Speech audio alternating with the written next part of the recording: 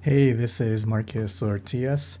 Today I'm going to be doing an unboxing of the Fotopro X-Aircross 3 Lite Tripod for photo, the gray colored one. And just for some context, lately I've been on a search for a good tripod. So I have some other tripods, but they didn't like 100% fulfill my needs. So I'll talk about them a little bit. So this is the so you can see the name. So this is the Daleka Proline Series 65-inch tripod. I'm pretty sure this is discontinued by now. So this tripod has served me well, but it's kind of big and bulky, and it's kind of like slow and clunky to set up when you're out in the field. So as I was trying to find another alternative, and so the next tripod I tried was this one. So this is the iPhone SH phone tripod. Although it's trying to be like a hybrid, like phone and camera tripod, but I feel like it actually doesn't quite do either that well. Because with a camera, if I try to like angle it to the side for vertical shooting for Instagram and social media, it's not stable. It gets really shaky. And also because of this handle, it's not very portable for like a phone tripod if I'm gonna use my phone. So right now I'm sort of just stuck with it. I'm using it as a last resort tripod. So,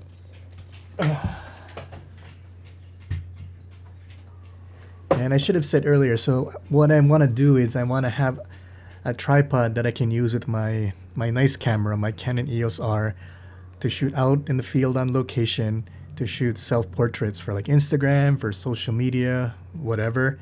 So I'm trying to find that kind of sweet spot where it's lightweight, portable, and easy and fast to set up and take down, but yet still strong and stable enough to hold like a full size, full frame camera. So I really owe a tip of the hat to Marcus Pix. He's the YouTuber that put this X-Aircross 3 Lite tripod on my radar.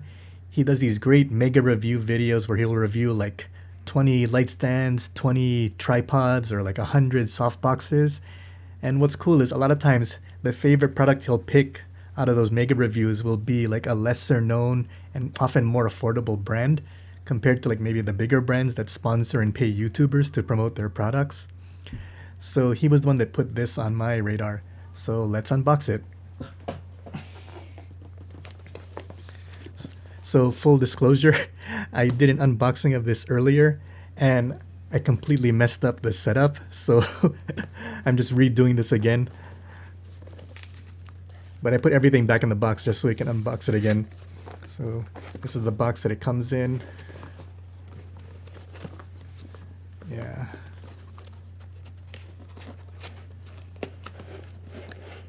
Let me see.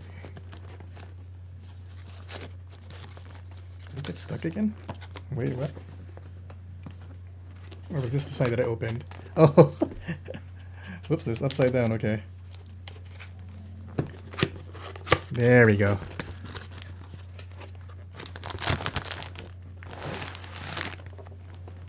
It's a clear plastic bag.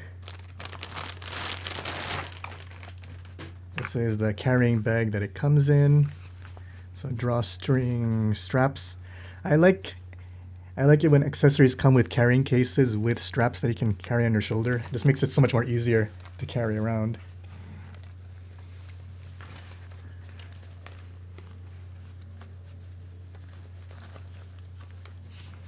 This is the tripod. So this is the gray colored tripod. So for comparison, let's see how big it is compared to my other tripods. So this is the Daleka tripod. Let's see, this thing is huge compared to this one. This one is nice and small and compact. I think even this iPhone SH phone tripod is bigger than this Fotopro X-Aircross 3. Alright, so let's set up this tripod.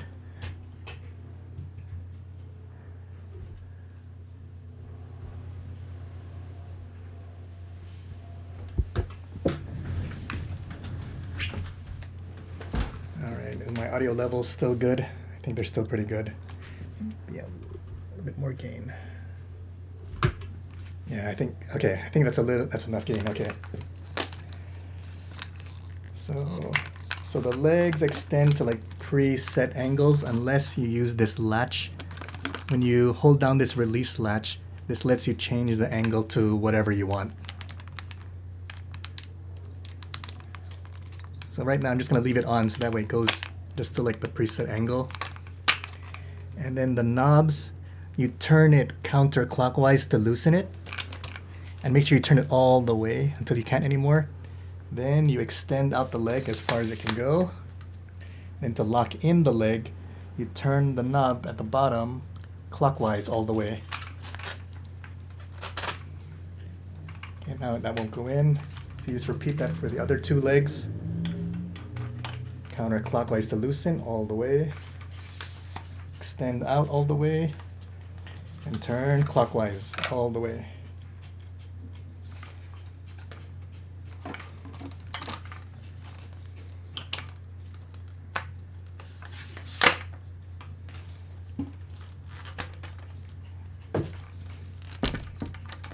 Wait, no, this one's loose again. Let me see. There we go. This one one of the legs gets a little bit stuck and doesn't quite extend all the way, so you have to make sure you turn it counterclockwise all the way. Let me try that again. Practice again, okay? Closed. Counterclockwise, unlocked, all the way turned. Lock it in. Yes, okay, now they're all even. So the first time I attempted this unboxing, this one leg was stubbornly not extending all the way. And at the same time, like when I collapsed it back in, it wouldn't collapse in all the way. I think it's just more like, maybe because it's new and like it's not quite, the sections aren't quite loosened enough yet. All right, so now let's put my camera on there.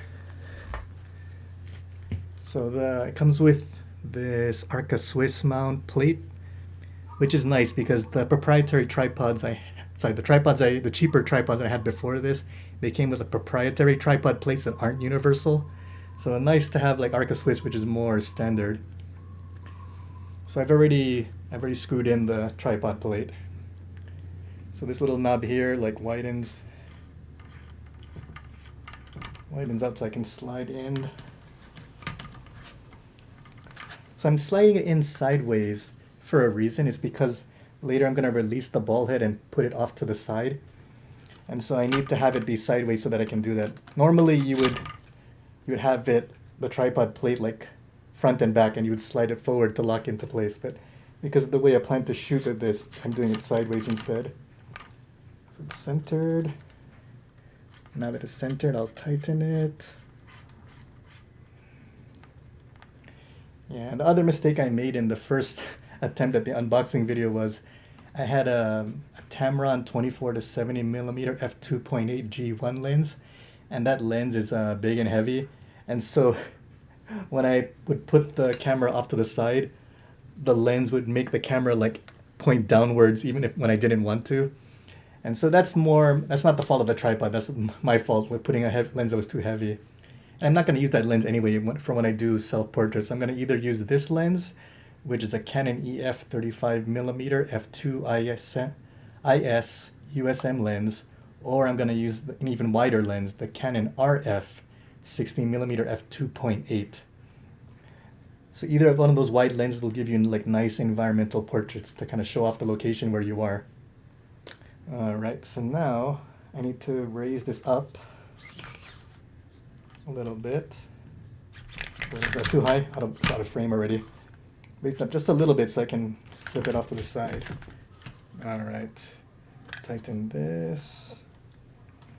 And so this gray latch here is what, oh wait, sorry, I can't really see it. I'll put it this way. So this gray latch here is what releases this and allows you to like move it into different angles. So I'll take this off, make sure you have a hold on your camera before you loosen that. Now what I'm going to do is put it this way. So I'll show you from the front view. I'm going to have it sideways like this. Actually, this needs to be higher. Okay. Okay, move back a little bit more. So I'm gonna have it be sideways like this, 90-degree angle. Then I'll take the gray latch and put it back down again to lock it in. Now the Canon EOS R has a fully articulating screen. So I'll have that out, flip it forward. So that way I can, when I'm stepping in front of the camera, I can see myself in this screen and position myself just the right way.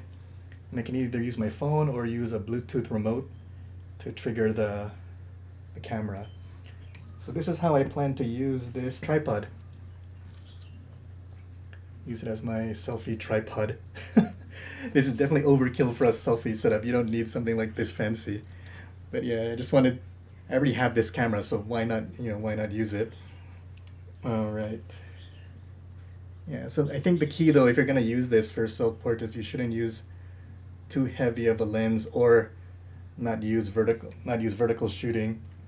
I could get an L bracket, but for me, I just find it annoying to take the camera off and put it back on again. So for now, I'm just gonna use it like this. For extra stability, I'll have one of the legs right underneath the camera to help like hold up the weight. It might even be more overkill, but depending on what the scenario that I'm shooting in, like if I'm indoors, but then I have like a big window or a big doorway or an entryway behind me that goes out into the outside and it's bright, I might have to attach a flash just to balance the exposure, and then that might make this even heavier, so we'll see though. I think the main worry though when it comes to weight is the lens. If you have too heavy of a lens, it'll sag too much. I think if the weight is on the camera, I think it's not too bad, but we'll find out. Actually, why not? I'll just attach a flash right now. So this is a Godox V860 flash for Canon. So let's do that. Put this on there.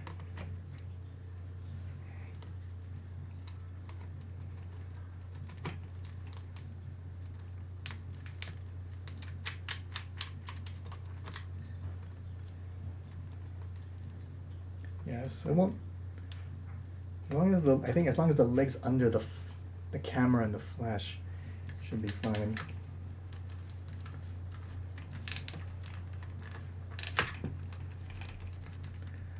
So you can point it forwards. What I probably will do is instead have it point up like this.